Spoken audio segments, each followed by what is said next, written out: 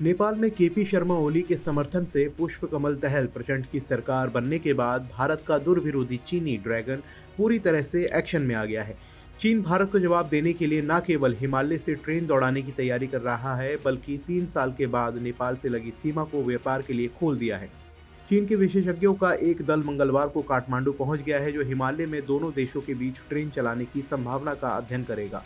इससे पहले पूर्व प्रधानमंत्री शेख बहादुर देउबा ने इस चीनी रेल प्रोजेक्ट पर आपत्ति जताई थी, जिससे नेपाल श्रीलंका की तरह ही चीनी कर्ज के महाजाल में फंस सकता है।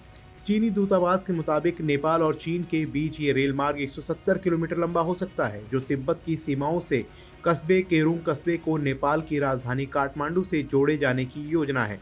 रूसी मीडिया स्पुतनिक न्यूज ने नेपाली अधिकारियों के हवाले से बताया कि चीनी विशेषज्ञों को ये कार्यभार दिया गया है कि वह हमारे नेताओं में आम सहमति को बनाएं। यह जमीन से चारों ओर से घिरे नेपाल को चारों तरफ से जोड़ने की दिशा में एक ठोस कदम है। अभी तक केवल भारत का नेपाल के साथ व्यापार पर दबदबा है। भारत के रास्ते ही नेपाल व्यापार करता है। यही नहीं, चीन के करीब 3 साल बाद नेपाल के रसुवा गादही सीमा क्रॉसिंग को खोल दिया है।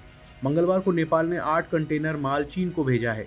रसुवा गादही नेपाल और चीन के बीच सबसे पुरानी व्यापार सीमा क्रॉसिंग है। इसके जरिए नेपाल चीन से कपड़े, सेब, जूते, बैग, मोटर बैटरी आदि का आयात भी करता है। ये घटनाक्रम ऐसे समय पर हुआ है जब नेपाल में चीन के इशारे पर नाचने वाले केपी शर्मा ओली के समर्थन से प्रचंड की सरकार बनी है।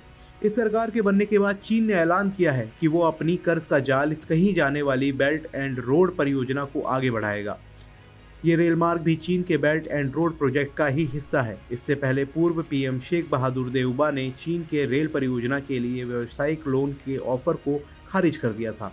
उन्हें डर था कि कहीं नेपाल भी श्रीलंका की तरह से कर्ज के जाल में फंस सकता है। नेपाल साल 2017 में सबसे पहले प्रचंड के पीएम रहने के दौरान ही BRI में शामिल हुआ था। चीन अगर ये रेल लाइन बनाने में सफल हो जाता है कि उसकी ट्रेन सेवा भारतीय सीमा से मात्र 29 किलोमीटर दूर तक पहुंच जाएगी।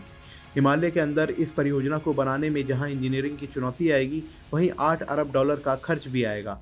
इतना ज़्यादा पैसा नेपाल अकेले वहन नहीं कर पाएगा। वहीं चीन इसे लोन के रूप में नेपाल को देना चाहता है। इससे नेपाल के श्रीलंका की तरह ही कर्ज में फंसने की आशंका बढ़ जाएगी। अभी के लिए फिलहाल इतना ही। देश और दुनिया से जुड़ी हुई खबरों को देखते रहने के लिए बने रहिए जनहित टाइम्स के साथ।